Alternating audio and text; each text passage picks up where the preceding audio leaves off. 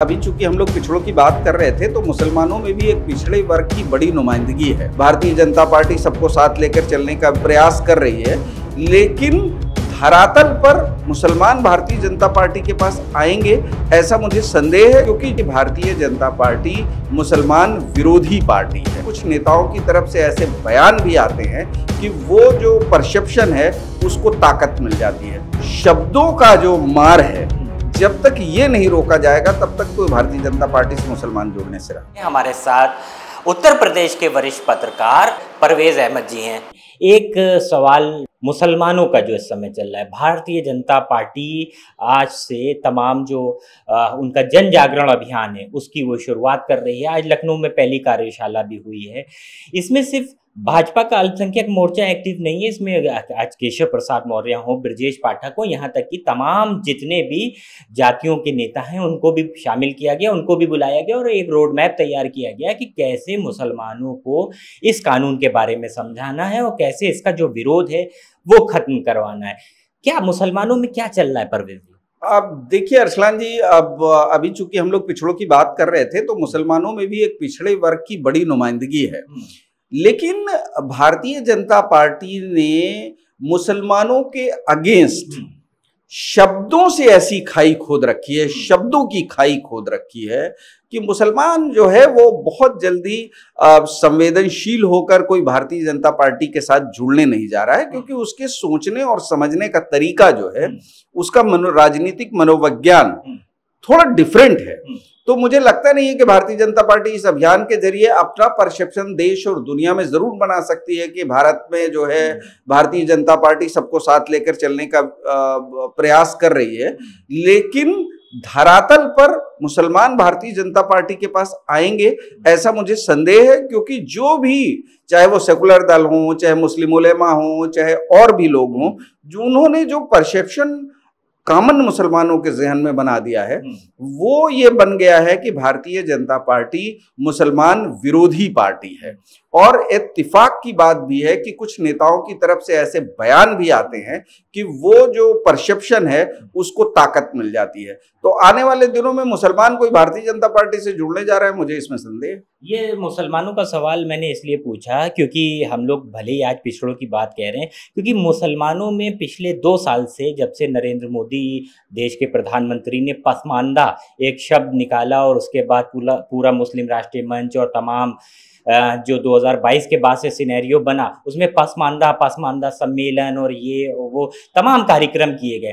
तो मुसलमानों में जो पिछड़ा वर्ग है और जिसको पसमानदा कहा जा रहा है, क्या वो कुछ टूट रहा है, यानी समाजवादी पार्टी से और अन्य पार्टियों से, और क्या वो भारतीय जनता पार्टी के पास जा रहा है? पिछड़ा, मुसलमानों का पिछड़े की बात है। देखिए ये अब बहुत जल्दबाजी है कहना, क्योंकि मुसलमानों का के लिए अभी जो मोटा मोटा दिखाई देता है वो तो दिखाई देता है कि उनका कोई राजनीतिक रहनुमा नहीं है। वो एक ऐसे पतवार की तलाश में है जो उन्हें मझधार से निकाल दे, लेकिन उनको पतवार कोई जाहिरा दिखती नहीं है। तो जो पुरानी टूटी फूटी या उनके अजदादों की पतवार है उसी के सहारे वो पार करना कोशिश करते हैं, लेकिन जब तक खास करके शब्दों का जो मार है, जब तक ये नहीं रोका जाएगा तब तक तो भारतीय जनता पार्टी से मुसलमान जुड़ने से रहा। तो यानी अंसारी बिरादरी से मंत्री बनाने से भी कोई फर्क नहीं पड़ने वाला। दानिश आजाद अंसारी कोई बहुत बड़ा जादू नहीं कर रहे हैं। नहीं, जादू नहीं, क्या कहते हैं, दानिश अंसारी को बतौर व्यक्ति बहुत अच्छा माना जा सकता है। वो एक लोगों के साथ अच्छे संबंध रखने वाले हैं, लेकिन वो मुसलमानों को मोबिलाइज कर लेंगे इसमें तो मतलब संभावना व्यक्त करना भी दिक्कत तलब बात है। वो एक वोट अपने साथ मोबिलाइज नहीं कर सकते हैं, एक वोट नहीं कर सकते, हम बिल्कुल नहीं कर सकते, कतई नहीं कर सकते। अगर सारी बिरादरी का भी नहीं, ये किसी को अगर राजनीतिक रूप से भ्रम है तो रहना चाहिए। मुझे तो कम से कम कोई भ्रम नहीं है कि दानिश अंसारी मुसलमान वोटों को भारतीय जनता पार्टी की तरफ मोड़ देंगे। न दानिश अंसारी मोड़ने की हैसियत में है, न क्या कहते हैं वो इससे पहले जो अल्पसंख्यक मंत्री थे मोहसिन रजा, उनकी स्थिति है कि वो मुसलमानों को अपने साथ जोड़ेंगे। दानिश मोहसिन रजा की स्थिति तो और भी खराब थी। और जो माइनॉरिटी के भारतीय जनता पार्टी के अध्यक्ष हैं बाशित अली साहब, उन्हें मुसलमान अपने साथ बैठकर वो सत्ता के नाते खाना खा ले और बात कर ले अलग है, लेकिन मुसलमानों को मोबिलाइज नहीं कर सकते हैं।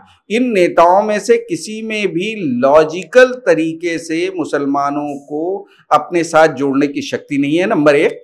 नंबर दो, ये मुसलमानों की किसी भी विषय पर मदद करने की भी हैसियत में नहीं है। तो जब तक समाज में दो तरीके से लोग किसी के साथ जुड़ते हैं, या तो सामने वाले से डर हो और उससे दूसरे लोग संरक्षण देने लगे तब लोग जुड़ते हैं, या किसी से वैचारिक मोहब्बत हो तो जुड़ते हैं। इन दोनों में ऐसी तो कोई ताकत मुझे अब तक तो दिखाई नहीं देती कि ये इसको लौटे। ये भारतीय जनता पार्टी के कॉस्मेटिक चेहरे हैं जो मंत्री पद का आनंद ले सकते हैं, लेकिन मुसलमानों को भाजपा से जोड़ नहीं सकते हैं। यानी बस फीता काटेंगे। आप इसको जिस तरह से कहना चाहें, लेकिन मुझे नहीं लगता है कि मुसलमानों को किसी भी लेवल पर अपने साथ जोड़ सकते हैं। ना इनका कोई अभी वक्त पर इतनी बातें हुई, लेकिन इनका कोई एक्टिव रोल तो कहीं दिखाई नहीं दिया। उससे पहले तो भारतीय जनता पार्टी की मेन बॉडी सामने आ गई जो इस काम को कर रही है।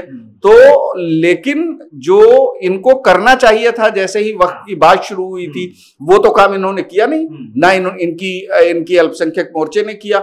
ये सिर्फ और सिर्फ कुछ कॉस्मेटिक चेहरों को सामने ला सकते हैं, उसका राजनीतिक लाभ ले सकते हैं, सत्ता की मलाई खा सकते हैं, लेकिन मुसलमानों को भारतीय जनता पार्टी की तरफ मोड़ ले ऐसी तार्किक शक्ति भी नहीं है इन लोगों के पास।